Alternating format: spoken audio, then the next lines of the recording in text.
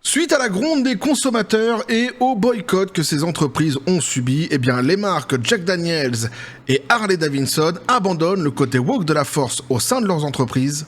On voit ça ensemble.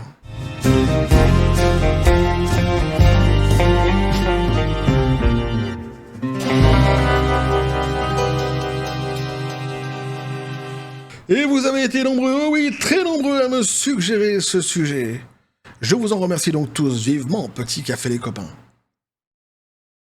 Et il y en a qui me suivent sur cette chaîne depuis un moment, qui doivent se dire « Est-ce que ça sent pas un petit peu l'entourloupe ici, dis donc? Est-ce qu'il n'y aurait pas une espèce de fourberie de scapin qui serait en train de se jouer? Est-ce que il ne s'essaierait même pas lui-même à un genjutsu sur nous tous? Puisqu'habituellement, il donne le nom des personnes qui lui ont suggéré un sujet en début de vidéo et il les remercie en bonne et due forme. Eh oui! C'est tout à fait exact, mais cette fois-ci j'ai complètement oublié de noter les noms de ceux qui m'ont suggéré ce sujet. Néanmoins, je les en remercie donc vivement, évidemment. Et c'est vrai qu'habituellement, tu vois, j'ai pour habitude de noter directement le nom de celui qui me suggère un sujet sur un cahier qui est prévu à cet effet, le sujet aussi qui va avec, sans quoi ça n'aurait aucun intérêt, ou alors dans mes meilleurs jours j'en fais aussi un screen, tu vois. Mais il s'est passé tellement de choses dernièrement, notamment sur cette même chaîne, que j'en ai perdu mes réflexes et j'ai oublié de le faire. Alors comme le dit le vieil adage, une fois n'est pas coutume, néanmoins je tiens quand même à te féliciter, et oui, bien vu, je suis quand même surpris que tu aies immédiatement remarqué cela. Alors, je te reprends juste sur ton vocabulaire, tu as utilisé le mot genjutsu. Moi je m'en fous, tu vois, je te reprends comme ça, puis je fais tout de suite le lien du genjutsu, je vois ce que ça veut dire, mais sache que tu peux être repris dans les commentaires de cette même vidéo par la patrouille des QI négatifs, qui viendront t'expliquer qu'en 1712, un mot fut créé pour désigner l'art de l'illusion, et qui te demanderont pourquoi tu l'as pas utilisé. On s'en fout quelque part, hein. Mais je tiens tout de même à te le préciser. Ah, si, ils sont vigilants. Ah, ils sont vigilants. Donc ici, il sera question de Jack Daniels et non pas de Dylan Mulvaney. Il sera question de Harley Davidson et non pas de David Robinson. Et si pour l'un, ça aurait pu être possible, pour l'autre, pas du tout. Hein. Mulvaney, ça colle avec le sujet ici, mais David Robinson, pas du tout. Et pourquoi du coup j'en parle ? Je sais pas, c'est parce que je pense au basket, je pense à cause de NBA 2K qui va sortir bientôt, j'ai David Robinson qui est venu poindre comme ça dans mon esprit, bah ouais, mais on se refait pas en plus, un joueur qui est à la retraite depuis un moment maintenant, bah ouais. Donc un Dylan Mulvaney. Pour ceux qui ne le remettent pas, c'est un personnage, c'est une personne qui avait été choisie comme hérégie de la marque Bud Light à l'époque, lorsque justement cette même marque, une marque de bière aux États-Unis, avait choisi de faire une campagne publicitaire complètement orientée côté woke de la force. S'en était suivi un boycott énorme de la part des Américains, une dégringolade sur un plan financier de la part pour l'entreprise, pardon. Et donc c'était vraiment une grosse catastrophe. Donc c'est un petit peu le même cas donc ici avec Jack Daniels et Harley Davidson, et tu vois quelque part, j'ai presque envie de dire, il y a des ironies parfois dans la vie qui se jouent, il y a des petits clins d'œil qui sont donnés, qui sont quand même assez amusants, puisqu'il y a quelques jours de cela, il y a une personne qui m'a envoyé un message en me disant ouais, tu dis que les entreprises qui sont côté woke de la force dégringolent systématiquement, etc. sur un plan financier, mais tout ça, ça ne sort que de ta tête, ça n'existe pas. Ah bah une fois de plus, on va dire donc un truc qui n'existe pas. Hein, il va être question de deux entreprises, donc un Jack Daniels et Harley Davidson, mais même d'autres entreprises seront citées ici, parce que ce sont pas les seuls en réalité. On va voir ça ensemble, mais c'est quand même assez fabuleux, tu vois. Je me dis, il y a deux solutions. C'est où le type, en fait, il regarde pas les vidéos, il voit que les titres, ou alors pire, tu vois, il voit les vidéos, et là, il pense que c'est moi qui écris les articles moi-même, et que je me relis moi-même, tu vois. C'est des annonces, en fait, que je fais, mais c'est moi qui écris les articles. Alors que tout ce que je dis, tu vois, c'est facilement retrouvable sur Internet. Ah, mais il y en a qui sont quand même costauds, qui sont fabuleux. Donc une fois de plus, on va parler d'un truc qui n'existe pas pour certains. Hein, pour ceux qui sont dans le monde réel, hein, vous inquiétez pas, on va parler d'un truc qui existe vraiment. Donc on va commencer avec Jack Daniels, et j'ai retrouvé une petite campagne publicitaire qui date de quelques temps maintenant, mais qui est sans doute la campagne publicitaire qui avait mis le feu aux poudres à l'époque. Et donc il s'agit de cette campagne, on nous dit donc la campagne Petite Ville, Grande Fierté a fait appel à des drag queens de l'émission télévisée pour produire une série de vidéos intitulée Drag Queen Summer Camp, qui a été diffusée pendant le mois de la fierté selon Newsweek. Les épisodes et autres supports promotionnels sont disponibles sur le site web de la société qui indique Jack Fire et Pride vont ensemble comme la cannelle et le whisky. Ah, ils étaient très fiers de eux à l'époque, Jack Daniels. Ils sautaient comme ça, tu vois, à pieds joints directement dans le côté woke de la force. Et alors, ils en étaient ravis. Hein. Ils pensaient qu'ils avaient adopté la lumière et que tout allait bien se passer. Ah non, Et donc, on nous dit ici, un porte-parole de Jack Daniel's, justement, a déclaré à Newsweek que la distillerie fabrique des produits en pensant à tout le monde, y compris à la communauté LGBTQ+. En tant que défenseur de longue date de la communauté LGBTQ+, Jack Daniel's célèbre l'individualité et la vie audacieuse selon ses propres conditions. La publicité mettant en scène plusieurs drag queens en compétition dans des épreuves près de la distillerie Jack Daniel's à Lynchburg, dans le Tennessee. Et oui, très réputée, évidemment, tout le monde la connaît. Hein. La société avait alors qualifié cette expérience de nouvelle et audacieuse, tant pour les drag queens que pour leur hôte. Alors évidemment, c'était très audacieux. Hein, et du coup, eh bien, on nous dit derrière, le fabricant Jack Daniel's est le dernier à abandonner ses objectifs de diversité. Alors, toute proportion gardée, on a vu dernièrement, notamment Microsoft aussi, qui avait complètement dégagé le côté woke de la force dans son entreprise, ou plus précisément le volet DEI, justement. Et j'avais justement, c'est quelque chose qui m'intéresse, moi, surtout sur le plan du jeu vidéo, puisque je me demande si justement ces changements seront réellement perceptibles dans le futur avec les prochains jeux Microsoft. Hein. Ça sera évidemment à suivre. Il y a plusieurs entreprises comme ça qui sont en train de quitter justement le côté woke de la force dans le monde. Il y a une espèce d'effet domino qui est en train de se faire justement actuellement aux États-Unis. Avec des personnes qui sont aussi au combat, hein. Il y a des personnes qui sont au premier plan justement pour essayer de lutter contre le wokisme, hein. Et il en sera question dans les articles qu'on va lire justement ici. On nous dit donc un certain nombre d'entreprises, eh oui, réduisent leurs initiatives d'inclusion en réponse à une réaction négative des conservateurs. Je sais pas s'ils se rendent compte à quel point ils sont ridicules quand même. Toutes ces presses qui à chaque fois, dès lors qu'une marque en fait, qu'une marque prend le côté woke de la force dégringole, systématiquement ils vont te dire c'est les gens de droite, c'est les gens d'ultra droite, c'est les conservateurs, c'est nanani nanana. Franchement, que ce soit Harley Davidson, que ce soit Bud Light, que ce soit ici donc un Jack Daniel's, ou même que ce soit dans le 7e art Disney, il n'y a pas que les gens de droite qui consomment. Il n'y a pas que les conservateurs qui consomment quand même dans le monde. Tous ces produits-là, en fait. Tout le monde consomme ces produits. Enfin, tout le monde. C'est très éclectique. Toutes les obédiences politiques, en fait, hein, sont dans les consommateurs des marques que j'ai citées. Donc c'est complètement con. C'est complètement con. Alors après, bon, toi, tu t'es fait ce matin, t'étais pas conservateur, tu te rends compte maintenant que tu l'es. Parce que t'es contre le côté woke de la force. C'est comme ça. Hein, qu'est-ce que je te dis? Pour ces précis, de toute façon, c'est le minimum. Hein. En règle générale, t'es plutôt un fasciste de merde, mais cette fois-ci, t'es un conservateur. Bon, après, c'est pas une insulte non plus. Hein. T'es conservateur, c'est comme ça. Mais comme tous. Hein, faut le savoir, ça. Non, mais ils sont quand même, franchement, c'est fou en réalité, quoi.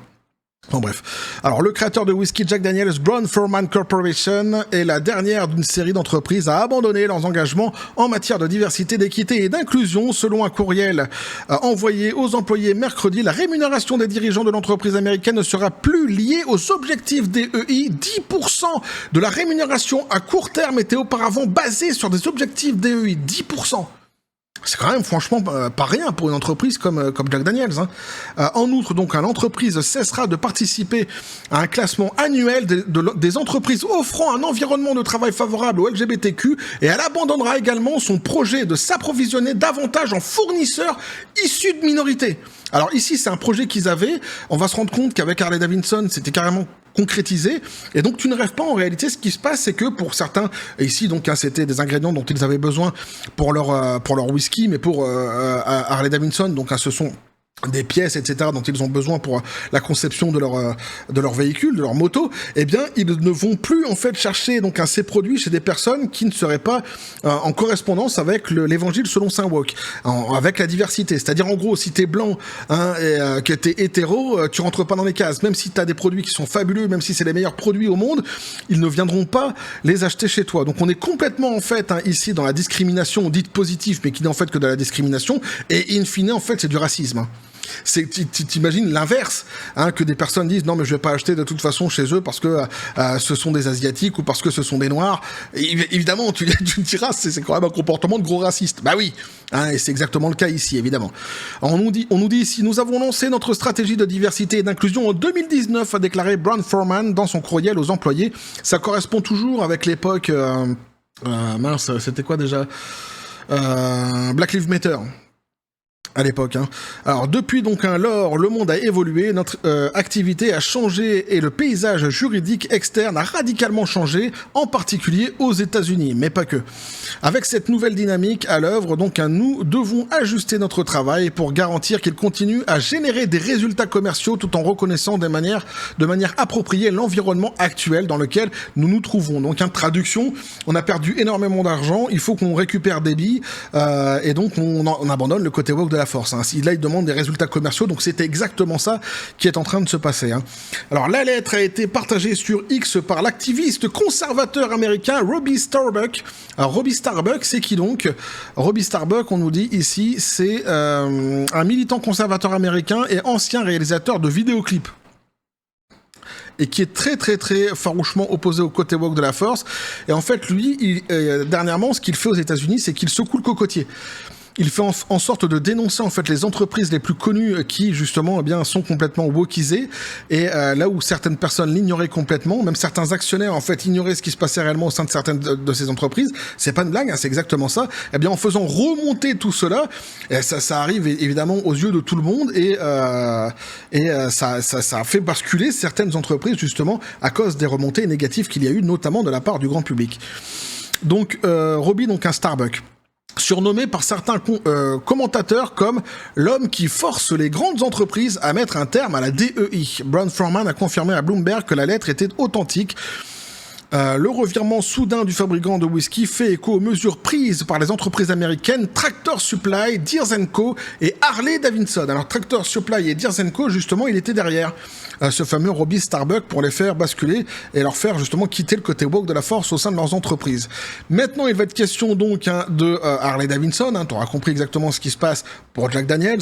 Revirement de situation directe parce que ça se passe très très mal sur un plan financier. Alors, à ceci près que je crois que concernant Starbucks, il allait justement en fait mettre en avant tout ce qui se passait actuellement au sein de l'entreprise Jack Daniels concernant le côté woke de la force, et ils ont pris les devants parce qu'ils ont vu que le type est en train de préparer un dossier, et donc avant qu'il diffuse complètement sur les réseaux sociaux tout ce qu'il avait à diffuser justement sur Jack Daniels, ils ont pris la parole pour dire c'est bon, on abandonne le délire. C'est vous dire à quel point ça va loin actuellement aux États-Unis. Alors, ici, on nous dit donc, Harley Davidson abandonne le projet DEI de son PDG européen. Et là, vous allez voir que c'est exactement le même débat. Le PDG donc européen de Harley Davidson a renoncé à son projet de rebaptiser la moto de l'entreprise comme son véhicule de la diversité mondialisée. Sauf que lui, il est complètement barré. Là, t'es vraiment sur un PDG qui est complètement barré. Et tu vas voir que ce que je dis, on va pouvoir le constater dans l'article qu'on va lire ici. Ensemble. Le retrait des principes obligatoires de la diversité, d'équité et d'inclusion est une troisième victoire pour Robbie Starbuck, un défenseur amplifié du mérite, de la productivité et du professionnalisme. Une autre victoire pour notre mouvement, a tweeté donc un Starbuck mardi après que l'entreprise a annoncé qu'elle allait abandonner ses politiques obligatoires de diversité. Je n'aurais pas pu faire ça sans vous tous, puisqu'il a été une fois de plus en fait celui qui a secoué le cocotier, celui qui a allumé la mèche pour que les gens en fait sachent ce qui était en train de se passer chez Harley Davidson, et s'en était suivi évidemment un boycott immédiat de la marque. Et oui, ces politiques imposées comprenaient donc un soutien de haut niveau à des groupes d'employés divisés sur le plan de l'identité et de demandes contre-productives d'achat de composants. Écoute bien, contre-productif d'achat de composants auprès de fournisseurs qui mettent l'accent sur leur identité plutôt que sur la qualité du produit. Et à l'attribution de promotion d'emploi selon des critères établis par un groupe de défense extérieur pro-transgenre. Donc d'un côté, en fait, c'est ce que je disais tout à l'heure, en fait, les matériaux étaient achetés par des personnes qui correspondaient à l'évangile selon saint Woke, donc fallait que ce soit des personnes qui ne soient pas, comme j'ai dit, des personnes, par exemple, des personnes blanches, hétéros, etc., etc. Donc qui mettaient l'accent, nous dit-on ici, sur leur identité. Donc ça peut être sur leur identité. Comme ils aiment l'employer par exemple aux États-Unis, ce mot que je déteste moi personnellement, racisé, ou alors après ça peut être sur les orientations sexuelles, etc. Mais enfin, c'était sur ces critères qu'étaient choisis les fournisseurs. et pas sur la qualité des produits. C'est complètement dingue, une fois de plus ici, c'est dans la discrimination totale, mais c'est exactement ce qu'il se passait. Et puis à côté, on nous dit aussi que c'était la même chose pour la promotion des offres d'emploi, et là ça fait écho à certains discours qu'on a pu entendre par le passé, notamment chez Disney. On remarque systématiquement que c'est toujours le même procédé, côté Woke de la Force. C'est pour ça que je dis que on a vraiment l'impression d'avoir affaire à une secte, c'est systématiquement en fait toujours les mêmes procédés. Et c'est toujours sur les mêmes sujets en fait que les entreprises se font épingler. Et parfois, pas que les entreprises, parfois certaines universités, je reviendrai dessus sans doute dans un live prochainement concernant Harvard, qui a eu des problèmes aussi, qui s'est fait épingler pour racisme. Ouais, l'université Harvard. Eh ouais. Bref, donc on nous dit ici, les règles DEI sont utilisées par les dirigeants pour diviser et régner sur leur main-d'œuvre de professionnels et d'artisans et pour afficher leur statut à leurs pairs anti-populistes, pro-migration, anti-nationalistes et mondialistes, nous dit-on ici. Donc le PDG de Harley Davidson, et là c'est génial. Jochen Zeitz, un dirigeant allemand d'origine. Il se décrit comme, the cherry on the cake, attention, un partisan de la DEI, donc du wokisme, et de la durabilité à la manière des talibans. À la manière des talibans.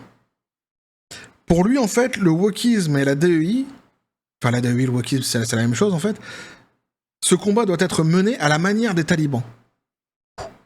Je pense que j'ai même pas besoin de faire de commentaires là-dessus. On comprend bien la folie qui s'est emparée de cet homme. T'imagines le délire? T'imagines jusqu'où ils vont? Où ils sont dans leur délire? Quand je dis que c'est des gens qui sont dangereux,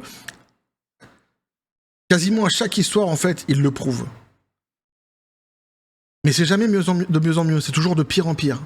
On creuse toujours plus bas, c'est un truc de dingue. Ici, donc, il se compare, il dit qu'il faut que le wokisme soit mené à la manière des talibans. Au cours des dernières semaines, donc un Starbucks a diffusé plusieurs vidéos dans lesquelles Seitz vantait son intérêt personnel pour la diversification de la marque de l'entreprise et sa coopération avec d'autres dirigeants pour défendre leurs projets communs. Starbucks a commencé à cibler Harley Davidson le 23 juillet sur X, affirmant que l'entreprise soutenait la cause LGBTQ+, et montrait un engagement total envers la politique de DEI. Starbucks a lancé donc des campagnes similaires contre les vendeurs de fournitures agricoles, Tractor Supply et les fabricants de tracteurs Deere. Les deux entreprises ont modifié leur politique DEI. Starbucks dit qu'il n'investit pas dans les entreprises qu'il cible. Plusieurs de ses 500 000 abonnés sur X ont réagi à ces critiques, notamment le retweet du milliardaire Elon Musk qui a acheté X, anciennement connu sous le nom de Twitter, pour 44 milliards de dollars en 2022. Eh oui, donc ça a été repris après par certaines personnalités. Évidemment, tout ça, ça fait boule de neige. Et t'as des entreprises qui se retrouvent en fait mis en évidence, mis en exergue pour leur côté woke de la force. Ils pensaient être tranquilles. Et en fait, ce monsieur, comme j'ai dit, secoue le cocotier et évidemment quand les consommateurs se rendent compte du virage pris par ces entreprises-ci, puisque absolument personne ne veut de cette politique woke, eh bien les boycotts s'en suivent et donc les entreprises, même avant que le boycott du coup n'intervienne, ils préfèrent faire marche arrière concernant cette fameuse DEI. La campagne de Starbucks a alerté de nombreux Américains sur l'agenda privé de Seitz, ce qui a probablement alarmé les 8 membres du conseil d'administration dont la tâche principale est d'accroître la valeur boursière de l'entreprise à Wall Street. C'est-à-dire que les mecs, en fait, ils étaient même pas au courant de ce que le PDG y faisait. Les investisseurs, nous dit-on ici, sans doute, tu vois, dans les grandes lignes, mais profondément, ils savaient pas en fait que le type, il était complètement barré et qu'il se comparait comme un taliban du wokisme. Le conseil d'administration comprend des investisseurs de l'entreprise ainsi que le PDG de Ford Motor Co. et un ancien cadre supérieur du marché du moteur Cummins Inc. Mais Seitz avait probablement des alliés pro-diversité au sein de son conseil d'administration comme Alan Goldson, le président du programme américain de la fondation Bill and Melinda Gates. Cette victoire fait suite à la décision prise en 2023 par le haut dirigeant de Bud Light de renvoyer les cadres intermédiaires qui ont tenté de changer donc la marque de bière en embauchant donc un Dylan Mulvaney, un homme qui donc se définissait comme trans. À l'époque, je ne sais pas ici maintenant s'il continue à se définir ainsi, peut-être, c'est son problème. Ça ne me concerne absolument pas, il fait bien ce qu'il veut de sa vie. Donc voilà ce que vous pouvez nous dire ici les articles. Alors c'est évidemment deux sociétés ici qui font marche arrière concernant le côté woke de la force. C'est pour ça que j'en fais une seule vidéo pour traiter de ces deux mêmes sujets, sans quoi ça aurait fait des vidéos bis repetita qui n'auraient servi absolument à rien, si ce n'est à faire des vidéos. C'était pas l'intérêt ici, mais ce qui est intéressant surtout bien c'est alors il y a le côté Jack Daniels, on a vu, mais bon là c'est quand même assez comment je pourrais dire, Euh, Jack Daniels, on n'est pas sur du Harley Davidson. C'est-à-dire qu'ils avaient des projets en fait qu'ils n'avaient pas encore mis en place, que Harley Davidson avait déjà mis en place, notamment cette discrimination concernant l'achat des produits dont ils ont besoin pour la conception de leur marque. Surtout à côté, t'as quand même le PDG de Harley Davidson qui lui se considère comme un taliban du wokisme. On est complètement en fait sur une autre planète, c'est complètement dingue. Mais ce qui lie les deux effectivement, donc c'est bien la dégringolade sur un plan financier à cause justement du côté woke de la force, et une fois de plus on peut constater que le grand public, les consommateurs n'en veulent absolument pas, n'en déplaise à ceux qui veulent systématiquement diviser en mettant dans des cases, si t'es contre le côté woke de la force, donc t'es forcément un conservateur, t'es de droite, t'es même d'ultra droite, d'extrême droite ou que sais-je encore, un fasciste, etc., etc. C'est faux en réalité. Tu vois toutes les marques que j'ai citées, que ça soit Bud Light, ici Harley Davidson, Jack Daniels, on peut aller sur du Disney, sur d'autres marques même, du divertissement, peu importe, systématiquement c'est le même effet, et les consommateurs qui consomment ces marques-là ne sont pas systématiquement uniquement d'un bord politique. Ça serait complètement idiot que de dire cela. Sans quoi, en fait, ce seraient les gens qui seraient de droite qui feraient la consommation dans le monde entier si on les écoute. Donc, tu te rends bien compte à quel point c'est complètement ubuesque et complètement stupide en réalité. Ah non, il y a toute obédience politique évidemment dans ces personnes, dans ce grand public, dans ces consommateurs qui disent qu'ils ne veulent absolument pas du côté woke de la force. Les wokistes ont du mal justement à intégrer cela. Ça les emmerde profondément. Ils préfèrent justement venir m'attaquer moi en me disant que ce que je dis c'est des mensonges, etc. En fait, ils attaquent le messager, mais ils attaquent jamais réellement le message, et c'est ce qui démontre en tous les cas, moi ça me fait sourire, parce que ça démontre en tous les cas que ça les emmerde profondément. Et oui, parce qu'ils pensent réellement détenir la lumière, et en fait plus tu creuses dans ce qu'ils font, plus tu creuses justement dans ce qui se passe autour de cette idéologie, et plus les gens justement qui disent défendre cette idéologie se finissent par entendre de plus en plus que ils sont considérés comme des gros racistes, puisque c'est exactement ce que promeut justement cette idéologie. Et eux justement, ce qu'ils veulent, c'est l'inverse, c'est insulter quiconque de raciste et de fasciste, quiconque justement n'aimerait pas le côté woke de la force, ce qui est contradictoire. Tu ne peux pas lutter contre le racisme, comme j'ai dit, en produisant toi-même du racisme, et forcément, et si tu produis du racisme, tu es considéré comme un raciste. C'est aussi simple que cela, et on a déjà pu le constater par le passé. Systématiquement, les procédés qu'emploie le côté woke de la force, on est typiquement, précisément, dans cette fameuse définition du racisme. Et comme je le dis souvent dans mes vidéos, s'il n'y avait que ce volet-ci dans cette idéologie, ce serait déjà très grave, mais il y en a d'autres qui sont davantage plus graves encore. Bref, en tous les cas, voilà ce qu'il en est pour Jack Daniels et pour Harley Davidson. On avait vu ensemble Bud Light, etc., etc. Maintenant, on a Jack Daniels et... Alors, ouais, parce qu'on a vu d'autres marques, j'ai même oublié les noms, tu vois. Il y avait une marque de magasin, je me souviens plus du nom.